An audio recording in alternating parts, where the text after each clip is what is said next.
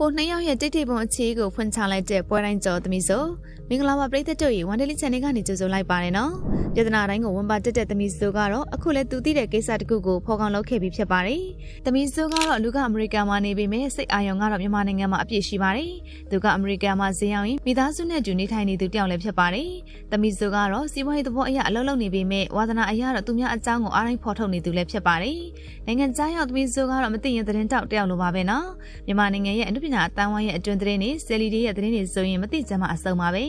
လိုင်းပေါ်မှာကြီးရလေးနဲ့ထားတာနဲ့သမီးစိုးကအကုန်ဖော်ထုတ်တော်တာပါပဲစကလုံးတွေကိုစာစီထားသလားထင်ရလောက်အောင်သူမကြည့်တဲ့အမှုပညာရှင်တွေဆယ်လီတွေကိုထိထိမိမိနဲ့ပြောဆိုတတ်သူလည်းဖြစ်ပါတယ်သမီးစိုးရဲ့ထိမိတဲ့အပြောတွေကိုပရိသတ်တွေကသဘောကျပေမဲ့အားတိုင်းဝန်ပါနေလို့ကြည့်မြသူတွေကလည်းအများပြပါပဲ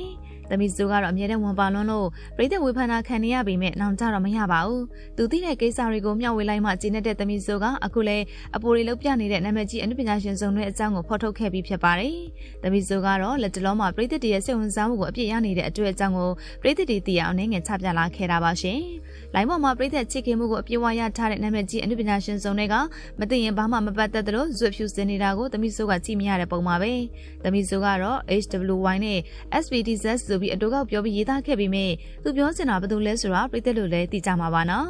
သမီးစိုးပြောနေတဲ့လက်တလုံးနာမည်ကြီးနေသူနှစ်ယောက်ကတော့ဟိန်းဝေရနဲ့စုပြည့်သူစင်တို့အတွက်ပဲဖြစ်ပါတယ်နှစ်ယောက်သားကပရိသတ်ချစ်ခင်မှုကိုအပြည့်ဝရထားတဲ့အတွက်လေးဖြစ်ပါတယ်နှစ်ယောက်သားကတော့ဘာမှပတ်သက်မှုမရှိတဲ့လူတွေလိုနေခဲ့ကြပေမဲ့မကြသေးခင်ကဟိန်းဝေရအဖေပြောလိုက်တဲ့စကားတစ်ခွန်းကြောင့်အားလုံးကဇဝေဇဝါဖြစ်ခဲ့ရတာဖြစ်ပါတယ်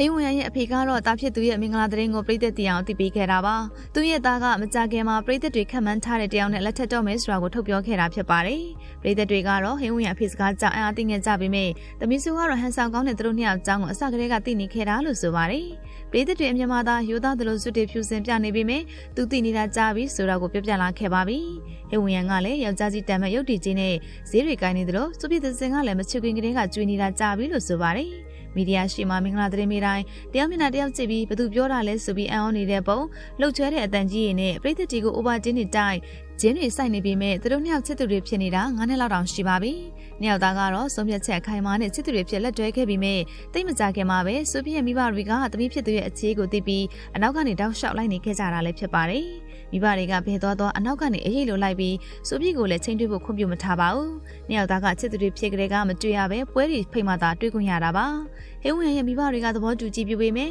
စူပြည့်ရဲ့မိဘတွေကသူတို့နှစ်ယောက်ရဲ့အခြေကိုလျှို့ဝှက်ထားတာမို့ချစ်သူတက်တန်း9နှစ်အထိကိုဘယ်သူမှမသိခဲ့ကြတာဖြစ်ပါတယ်။အရန်ထိန်ချုံလုံးတဲ့စူပြည့်ရဲ့မိဘတွေကြောင့်ဟိန်းဝရရဲ့ဖခင်ကပေးစားတော့မှဆိုပြီးရွက်ပြီးပြောလာခဲ့တာဆိုပြီးသမီးဆိုးကဖော်ကောင်လုပ်ခဲ့ပြီးလည်းဖြစ်ပါတယ်။သမီးဆိုးကတော့သူသိတဲ့သတင်းကိုပြည်သက်တွေသိအောင်တလုံးမကြမ်းထုတ်ပြောရင်းနဲ့ပွဲရှာလာခဲ့ပြီးလည်းဖြစ်ပါတယ်ရှင်။ဟုတ်ကဲ့ပါရှင်ဒီနေ့တော့ဒီလောက်နဲ့ပဲရန်နာလေးပြစေအခုလိုစိတ်ဝင်စားဖွယ်အကြောင်းအရာတွေကိုနေ့စဉ်တင်ဆက်ပေးနေမှာဖြစ်လို့ကျမတို့ဝန်ဒလီ channel လေးကိုလည်းအားပေးကြပါအောင်နော်အဆုံးထိကြည့်ပေးတဲ့ပရိသတ်တယောက်ချင်းစီတိုင်းကိုကျေးဇူးများကြီးတင်ပါတယ်ရှင်